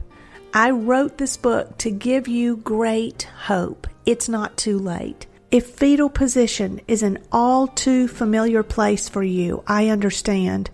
If the next 60 seconds are too long, this book is for you.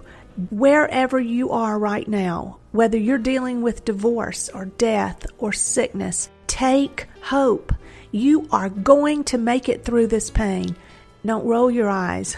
I've walked this road and I know it. The best is yet to come. Closer Than Your Breath, a book of hope from author and speaker Beth Cook Moranville, can be found on Amazon.com or Kindle.com. For more information, visit closerthanyourBreath.com or on Facebook at Closer Than Your Breath.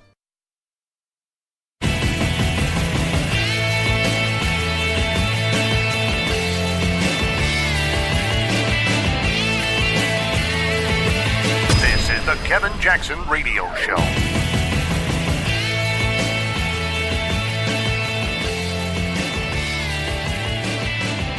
Welcome back, everybody. Kevin Jackson here. It's the Kevin Jackson Show. Quick question. What will the left do when some of their heroes, some of their elitists, the most elite among them, are suddenly in prison and under indictment? You name it. Welcome to the Kevin Jackson Show. KJRadio.com. Author of Race Pimping, the multi-trillion dollar business of liberalism, racepimping.com. You're watching it happen right now. You're watching elitism at its finest. Elitism. People that have told me these people will never go to prison. Yes, they can. Former presidents can go to prison. They're not likely. Here's what will happen. They'll indict Obama. Trump will pardon him. He may even pardon Clinton. He will show how magnanimous he can be. And that is going to doom the Democrats. It'll doom them. They'll have to shut up. The presidential pardon will have been issued, and black folks will go, holy cow, Donald Trump, man, he could have threw Obama under the bus, but he didn't do it. Now, y'all are out there going, Kevin, it's not going to happen. Let me tell you how it could happen. The organization, I think it's called Organizing for Action, which is Obama's campaign team. They kicked into gear, thought they were going to wind it down at the end of his presidency because they thought Hillary would win. Hillary didn't win. They spun it back up. They went after Trump, the resistance. Remember Maxine Waters talking about all that data. Barack Obama got a lot of data, and he's going to make people, and they're going to have to answer to him. Ain't nobody having an answer to Barack Obama. He's worthless. He's useless. He can chime in here and there, but he's looking for cover. And let me tell you why. He gave $792,000 to this dossier, finding out more about Trump. Now, do you think that people like Barack Obama give money, understanding the way money works, that he gives you almost $800,000 and doesn't expect a return? That was an investment in Hillary Clinton, an investment in her winning, an investment in her crooked dealings. She then gets $145 million that went to her foundation from the Russian deal. As soon as they track this money, as soon as they can put a nickel's worth of this money into something that Obama's doing, he's toast. Did it go back to OFA? Did it go to something that Barack Obama's tied himself to in some way?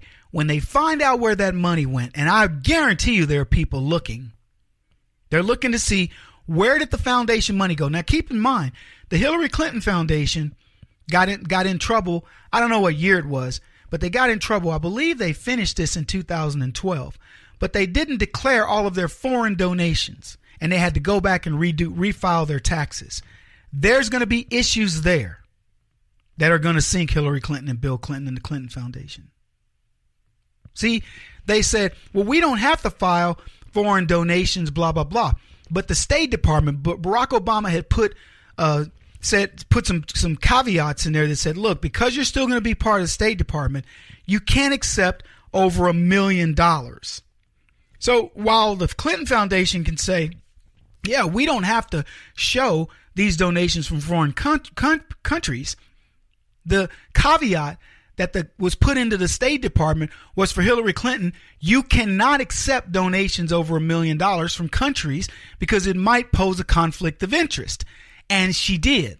In fact, she took $145 million through these folks at Uranium One. Now, their get out of jail free card is going to be, well, we didn't take it from Russia. Yeah, you did. Because they got, I don't know how much it was, like over $3 million from Russia.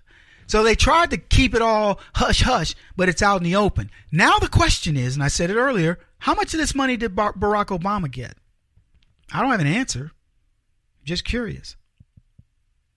So I want you to be thinking of that as you understand that while the noose tightens around their neck because they got Manafort, and everybody, oh, that's a Trump thing. No, Trump's not mentioned anywhere in this indictment of Manafort. Not a single, not even rump. Not even is in that indictment. So Donald Trump is sitting there going, ha, ha, ha. What? What next? What next? Tony Podesta resigning from his company. Yeah. So what do you think is going to happen there? The Podesta brothers, the Clinton cartel, Obama, all together. From Fox News, Tony Podesta, founder of the Podesta Group, brother of former Hillary Clinton campaign chairman John Podesta, resigning from his lobbying company. Anybody remember somebody else who resigned from their company in the wake of a scandal? I'll give you a hint. Name rhymes with Kleinstein. Sexual harassment allegations by one person turned into sexual harassment claims by dozens of women that have Harvey Weinstein in rehab. Is there a rehab for crooked lobbyists? I'm just curious. Here's the article continues. Podesta and his lobbying firm were subjects of a federal investigation led by special counsel Robert Mueller. The Podesta Group was one of several firms that worked on a campaign called the European Center for a Modern Ukraine, campaign led by Manafort, promoted Ukraine's image in the West. Manafort, who serves as President Trump's campaign manager for a period last summer, was indicted Friday by Mueller's team for several charges dating back to his work in Ukraine. What's interesting about this report is it doesn't talk about Manafort's ties to the Clintons by way of the Podestas. Yeah, so Tony's going to hand over full operational financial control of the company to the CEO, Kimberly Fritz. Now, my question was, why isn't John Podesta taking over this? The last major sighting of John Podesta, politically speaking, came with his testimony before the Senate. And that's going to come back to bite him. But what may really hurt him is what he said in a radio interview back in May of this year, where he says Donald Trump is unfit for office. A president whose actions are often absolutely crazy and whose White House has a complete disregard for the truth. He goes on to talk about the firing of James Comey, the FBI director overseeing the investigation of Russian interference, and blah, blah, blah. Here's what I can tell you about that. Podesta is eating crow. Wherever he is, because he's in hiding, he's eating crow. Because he was right, Trump was right to fire Comey. Now he's got Mueller, who Comey says is an amazing guy. And Donald Trump says, sure, let him go at it. And Comey's been going at it, man. Mueller's using Hillary donators, people that love Hillary Clinton. And you know what they've come up with? Nothing on Trump. And they're hanging. By the end of a month, you're going to see so many bodies on the prairie hanging from trees. It'll look like the Old West in some sort of a Wild West showdown where the Clintons lost. The complete disregard for the truth. I'm surprised when Tony Podesta resigned, he didn't vow to go get the NRA and make Donald Trump's life a living hell as well. Isn't that what Harvey Weinstein did? These guys are going down. Where are you going to be when it happens? Huh? Remember that.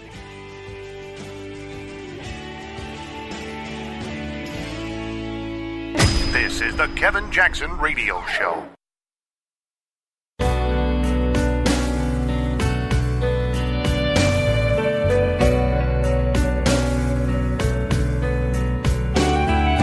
This is the Kevin Jackson Radio Show. Welcome back, everybody. Kevin Jackson here. A little NFL talk. We don't have all the numbers, but we do have the Thursday night football numbers. I asked you guys to get me. Did you get the Sunday night numbers? They don't have them yet? Okay. Anyway, so the NFL is in triage. I'm going to give you these numbers the same way I would give you the Chicago death toll after each week. We've replaced that with the NFL for the time being.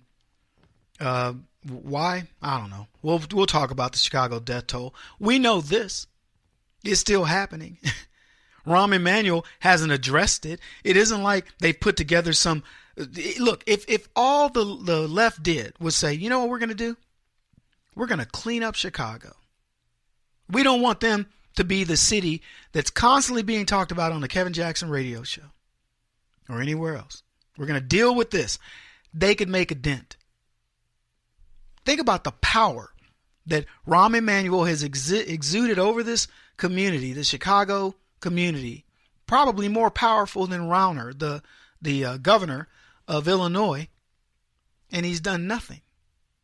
Week in and week out, we can talk about this issue.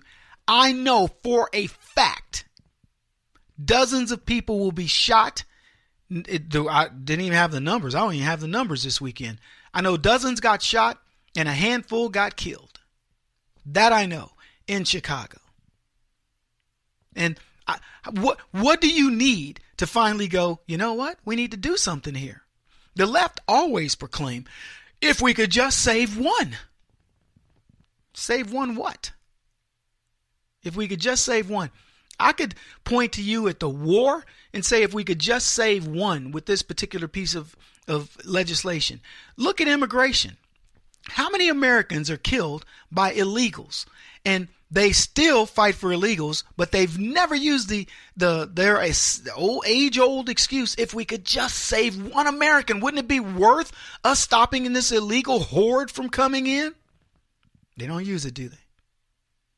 They don't care about that. Anyway, talking football, and I want to go into a story about this, so hang in there with me. I'm not just going to talk about the stats, but I want to give you the stats. Playing at home last night, the 2012 Super Bowl champions shut out the Miami Dolphins 40-0 to break a 2-game losing streak. While quarterback Joe Flacco was knocked out with a concussion, the Ravens not only scored their second shutout of the season, but their biggest shutout ever, with all of the Ravens and Dolphins standing during the national anthem, except a trio from the latter, meaning 3 of the Dolphins, who stayed in the locker room in protest. That shutout was a hard hit for the House of Moons and the NFL Network. A virtual done deal early on, the primetime game brought in an 8.4 over 14 in metered market results. So an 8.4 out of 14. Last night's Week 8 matchup, if you can really call it that, get this, here are the numbers, fell 15% from the early numbers of last week's previous season low, matching Thursday Night Football. In a season that has seen the NFL and broadcasters repeatedly hobbled by ratings declines, that 8:30 to 11:30 p.m. ET Oakland Raiders truly dramatic 31-30 win over Kansas City eventually ended up, get this, with a 4.5 of 17 rating. That was a dramatic game. There was won in the last seconds. And it got a 4.5 out of 17. The game that I'm talking about got an 8.4 out of 14. So you can see the numbers there. One got less than 25%, the other got over 50%, and the game that got less than 25% was a barn burner. You getting it? You putting it in perspective? These guys are killing themselves. And this next story about an owner who made a comment that has completely been taken out of context goes to prove exactly what I'm talking about. Because the left wants you to believe that racism has reared its ugly head. They took offense to an owner who said of his players and the players in the NFL, the inmates are running the asylum. I want to read from AOL. Houston Texans owner Bob McNair used a poor choice of words at a recent NFL owners meeting that now has him facing criticism. According to ESPN's Don Vanetta Jr. and Seth Wickersham, NFL players recently met to discuss how to move on from the national anthem protest. I don't know why they keep meeting for this. I hope they're meeting in Hawaii or someplace nice, because these meetings are crazy. Anyway, it says, after Dallas Cowboys owner Jerry Jones gave a passionate speak about the need to make players stand for the national anthem, McNair said, we can't have the inmates running the prison. And according to ESPN, the statement stunned some of the people in the room. Now, I'm going to tell you something. You'd have to be a fool to misinterpret what he was saying. Or you could be a racist. The saying, the inmates are running the asylum, means chaos. It's like having the animals run the zoo. The saying is used in government, military, education, sports, entertainment, business, everywhere. Inmates running the prison, inmates running the asylum. It's meant to say whoever shouldn't be in charge, that have people in charge of them, have taken over, and they are now running the prison, the asylum, whatever you choose to cite. The earliest citations of this came from Hollywood. Filmtown has been described as a place where the inmates run the asylum, and it was cited in print in 1960. We've let the inmates run the asylum, and they've practically destroyed it. They're talking about Hollywood star system. Do you agree with that?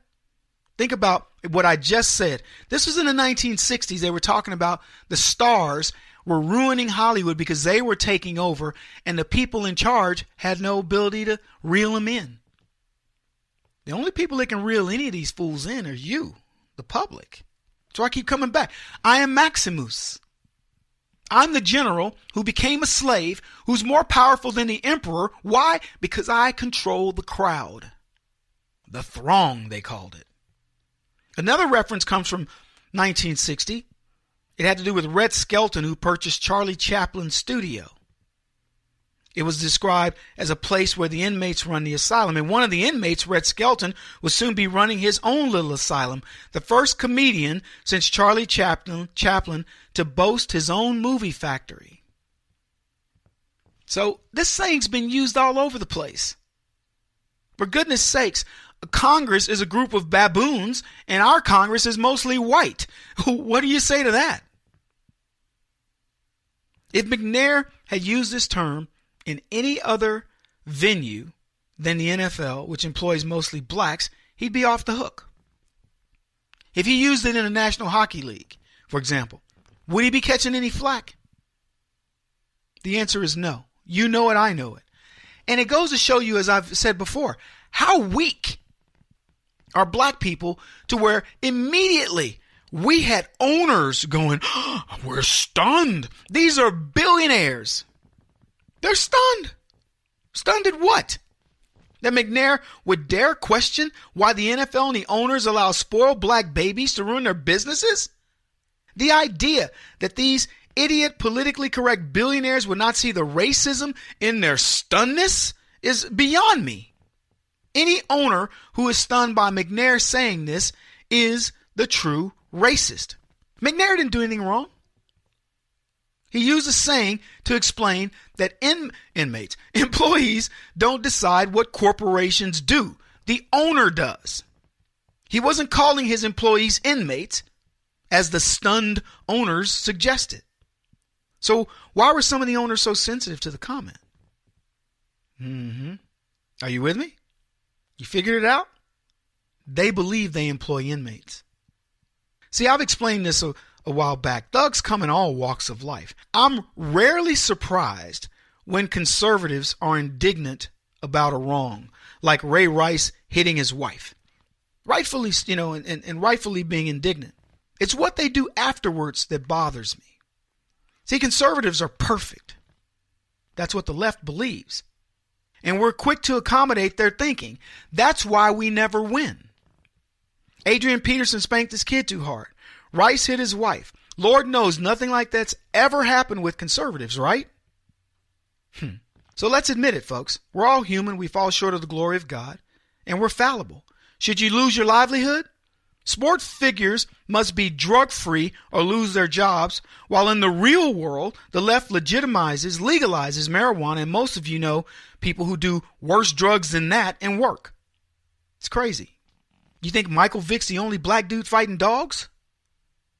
Black people may be well represented in prison populations, but prisons have races of all colors, creeds, etc. So to imply that NFL players are inmates is ridiculous. Now, they might be without the NFL. The NFL and the kneelers look for lifelines as the industry goes down the drain, and the impact won't be felt immediately, but if they keep this up, it's coming. Kevin Jackson on the Black Sphere Radio Network. Do you owe back taxes to the IRS or state? The secret to avoiding the IRS nightmare is to seek professional representation. My friends at Security Tax Associates provide the most cost-effective and ethical representation in the industry while helping to avoid seizures, levies, and wage garnishments. Security Tax Associates is here to ensure that the appropriate steps are taken to permanently eliminate any possibility of future tax burdens once and for all. For a free, no-obligation consultation, contact Security Tax Associates, 844-779-4177. That's 844-779-4177. 844-779-4177. Or visit them at securitytaxassociates.com.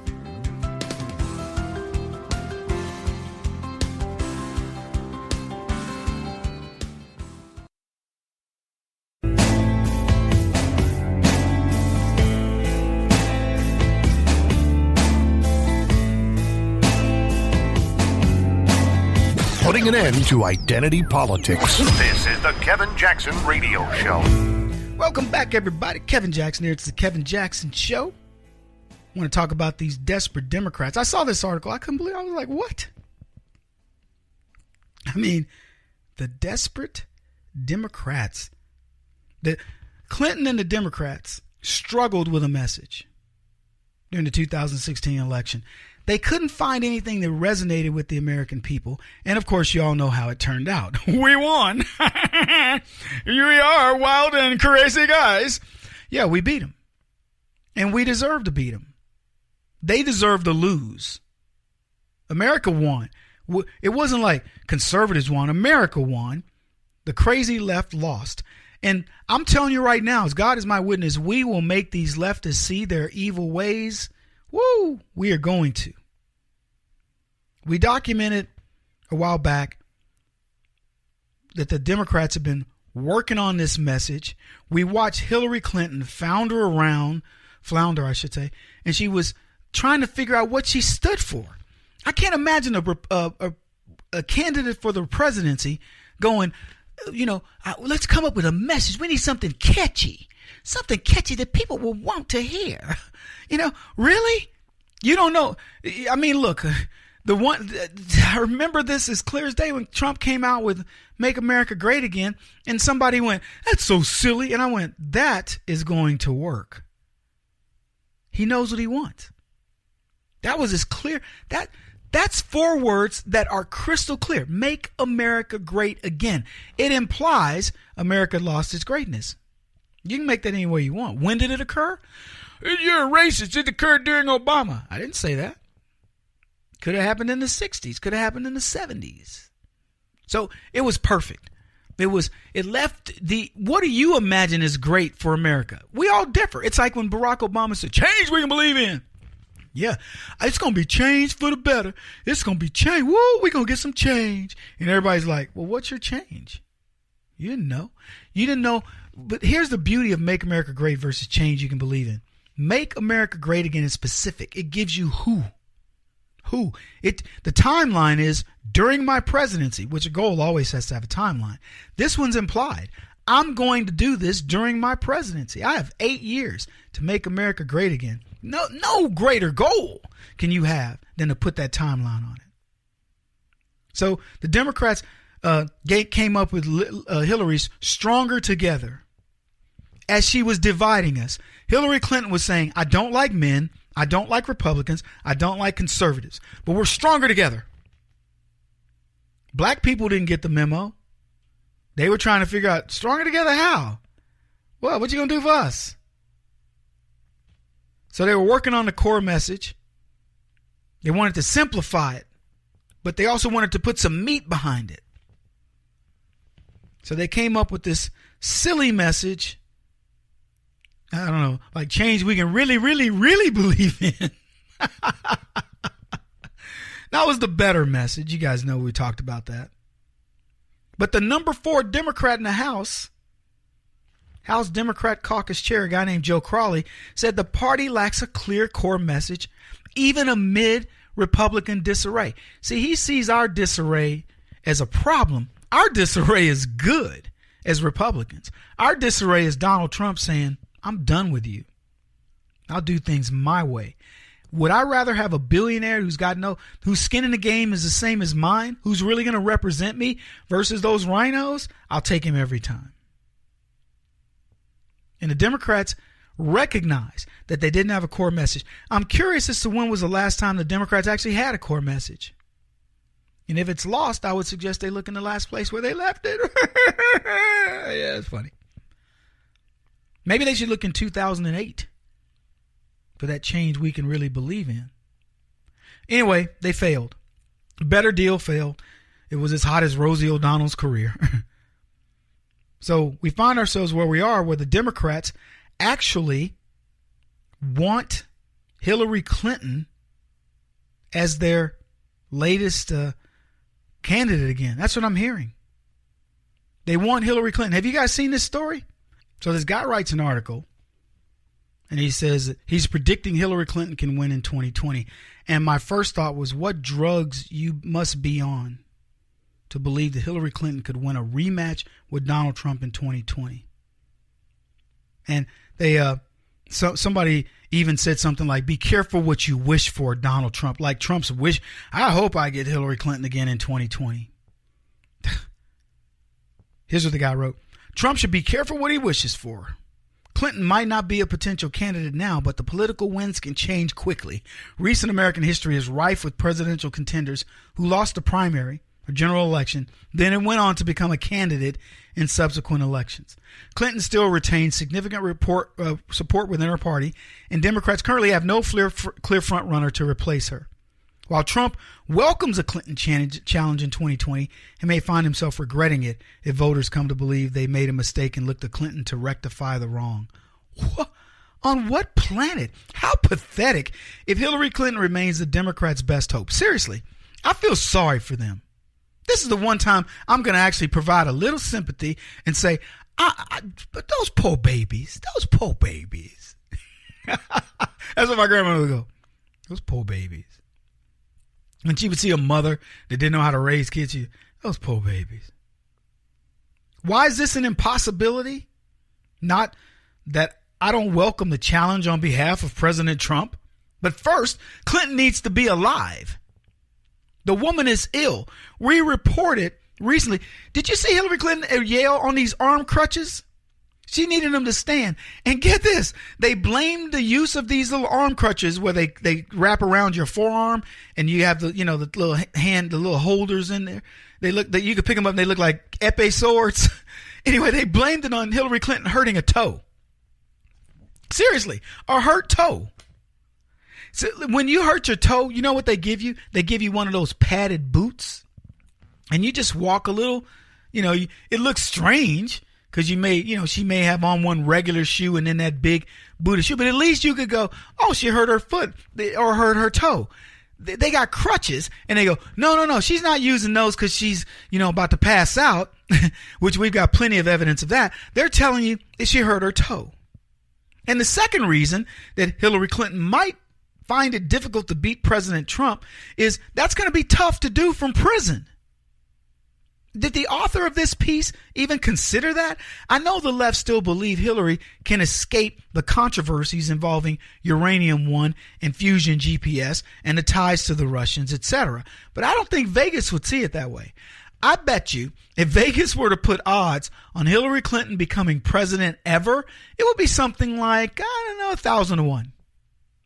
If they were to put odds on Hillary Clinton staying out of prison, you could probably get some pretty decent odds. 3 to 5, something like that. Which, by the way, might be what she gets, 3 to 5. They're desperate. I can tell you right now, I said it earlier in the broadcast, Hillary Clinton will get indicted, and she will not get out of this. Because, like Lance Armstrong, the Clintons have used their charity to hide their devious dealings. That's what they've done. They've been as ruthless as Lance Armstrong. It's funny, I went to look at a bike the other day, one of these stationary bikes. Greg LeMond. Life Cycle. LeMond. No Lance Armstrong anything. Lance Armstrong used to have this one bike. I forget the name of it. They make it, but they rebranded it. Life Cycle rebranded it. There's nothing in cycling that's got Lance Armstrong's arm on it, a brand on it, name. And there will be nothing soon that will have the Clinton or the Obama name on it. You watch. You guys, everybody looks at me, they talk about, oh, Kevin, that's never going to happen, man. They're just too powerful. They're just that and the other. You watch. You mark my words. I mean, the demise of Hillary's presidential aspirations and her political career, bemoaned what the Clintons were going to experience when their house of cards started tumbling down. And that's what's going on right now. Donations to the Clinton Foundation nosedived in 2016. 37% drop in donations to 108 million from 172. That was from 2014 to 2015. I don't know what they're going to show for 16 because we don't have those filings, but it's going to be huge. 37% at that time was a big hit. They now know Hillary's toast. She's toast. I want to go back to the Podestas. Podesta. Tony left his company. The company's numbers dropped from 6.1 million to 4.8 million in the same time frame from year to year. They've had a half a dozen clients leave them just in the past few weeks. They're gone, like the Clintons. And this guy believes Hillary Clinton can run for president. She's going to be lucky to stay out of prison, and I don't think the only way she's going to do that is if Trump pardons her. He won't stop until he's the top-rated radio talk show host in America. What kind of weird competitive freak are you? This is the Kevin Jackson Radio Show.